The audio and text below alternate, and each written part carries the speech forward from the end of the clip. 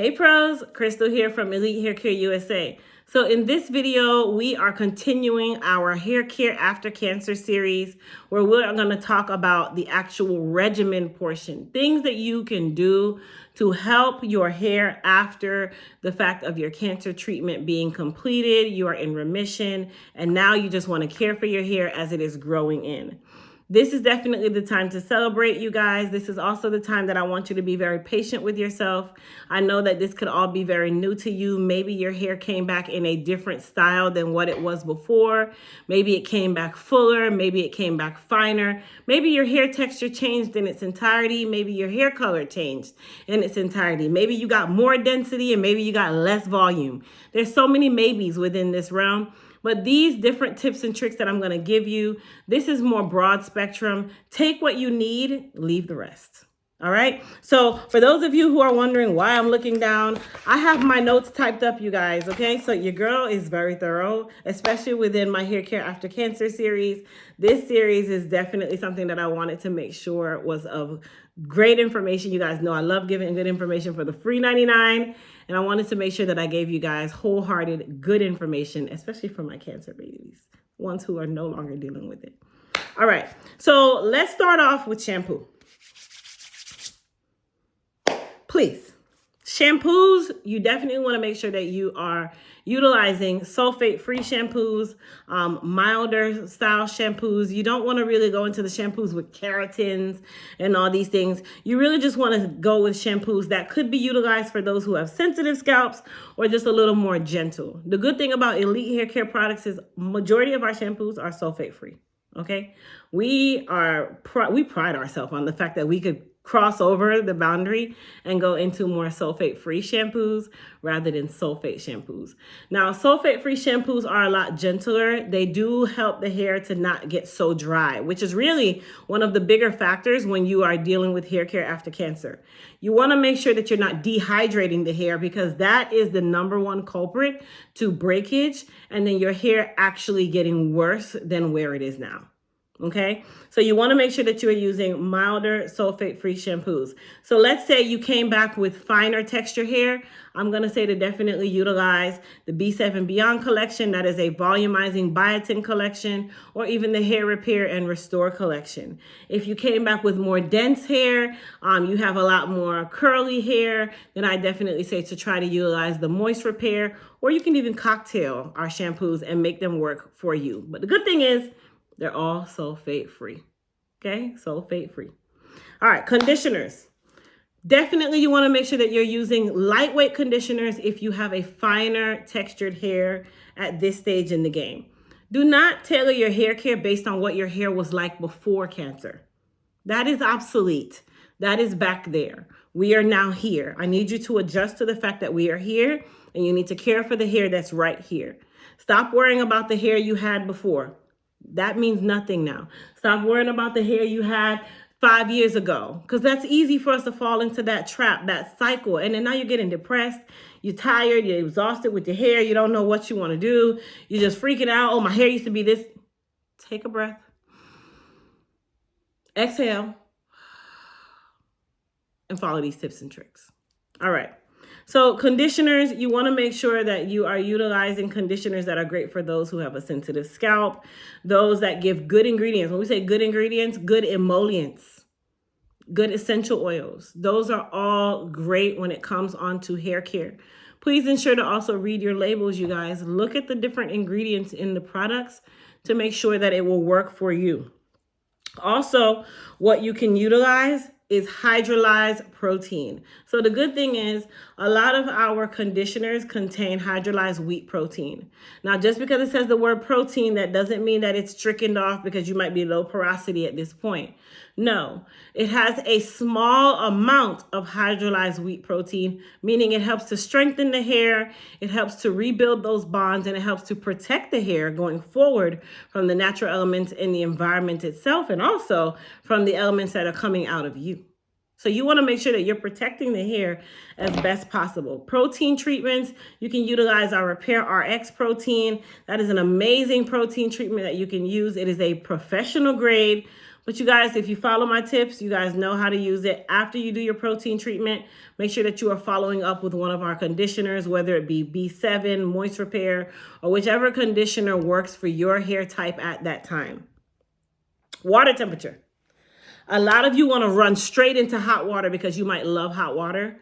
But when you're dealing with hair care after cancer, I highly recommend lukewarm water. Lukewarm water. Remember, in video 1, I said you're going to treat the hair as if it was the hair of a newborn baby. Are you putting scalding hot water on a newborn baby's head? No. So you should not be putting scalding hot water on your head. Number 1, it's going to burn you. Number 2, it helps to dry the hair out even more. So lukewarm water is also great for the hair. It's great for the scalp. You can still make it warm, just not scalding hot. Okay? So your water temperature actually matters at this point because remember, this is a newborn baby that we are giving life to and we are giving love to. Now, you can also utilize gently massaging your scalp when you do your shampoos, your conditioners, or your treatments. Massaging the scalp is great to introduce that blood circulation, to get that blood moving and flowing. And this is going to help with relaxing the scalp. It's also going to help with that hair that's growing in at the moment, the hair that's going through the growth cycle. Remember, there's a growth cycle in here, you guys. There's a 3-phase growth cycle. It grows in, grows out, falls out, grows in, grows out, falls out. Now, where you are in that process, you'd never know. But you want to make sure that you're aiding your hair all the way through, okay? Rinsing the hair. You want to make sure that you rinse the hair thoroughly.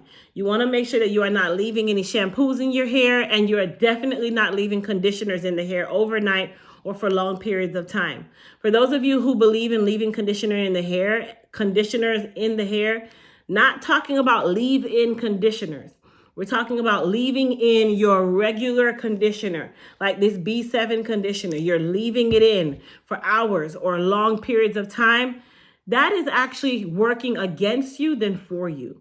That is actually dehydrating the hair rather than hydrating the hair. Leaving conditioner in the hair can lead to severe things such as breakage, excessive shedding, and excessive dehydration. So utilize your conditioners the right way. I recommend to never deep condition more than 20 minutes. And then you're going to rinse it out with cool water and make sure that you are rinsing thoroughly. Detangling. If you have longer lengths of hair, please make sure that you're detangling your hair every single day. You are going through your hair with a soft type brush. I love paddle brushes. Okay, I love paddle brushes. Paddle brushes are great when it comes on to detangling. You can also use a wide tooth comb should you choose, but make sure that you are detangling the hair and you are being gentle. Detangle from the ends and work your way up to the roots, okay? I don't recommend finger detangling. Detangle the hair, guys. And also at the same time, you could be stimulating that blood flow by utilizing that brush on the scalp level. Now, leave-in products.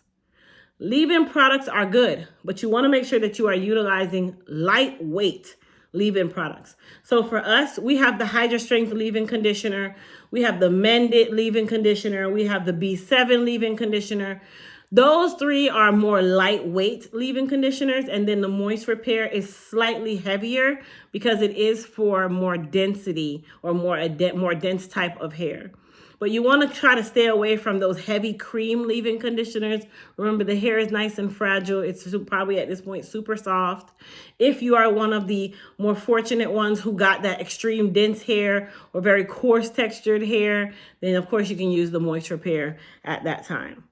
You want to make sure that you are also limiting the amount of heat exposure that you have with your hair. You guys know when I'm in the salon, I don't like to blow dry sopping wet hair. So if this is your wash day, you definitely want to make sure that you're detangling. You are gently towel drying your hair. And when I say gently towel drying, try not to give your hair too much friction. Remember, this hair is still fragile. This hair is still coming in. This hair still needs to be treated as if it was a newborn baby. Are you roughing up your baby's head? I don't think so.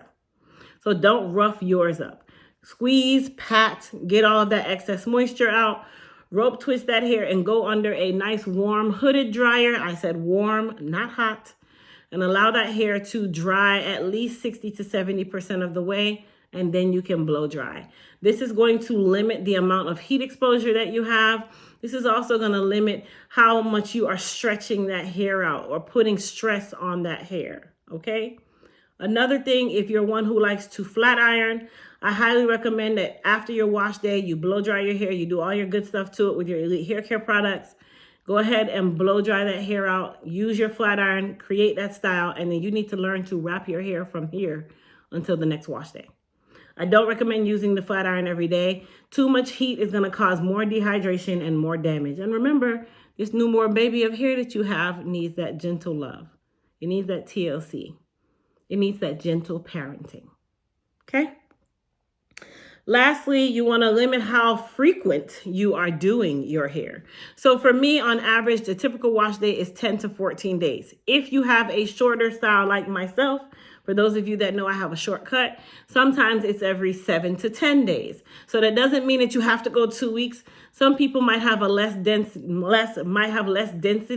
so you get a lot oilier, a lot quicker. So then, of course, you can do your wash day 7 to 10 days, but you want to make sure that you are shampooing and conditioning. You want to make sure that you're leaving that hair hydrated. And if you notice that the hair is getting more and more dry, that means that you are doing too much.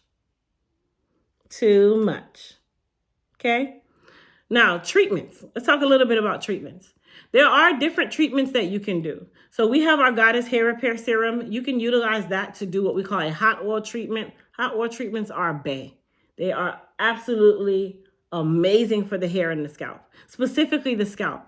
So you can utilize our Goddess Hair Repair Serum as well as one of your favorite carrier oils. It could be jojoba oil, it could be coconut oil, it could be pumpkin seed oil, it can be sunflower oil. There's so many different oils that you can utilize, which we will talk about in the next video within the Hair Care After Cancer series, because the oils, there's a number of them, and there's specific ones that have specific purpose, specifically for those of you who are dealing with hair care after cancer.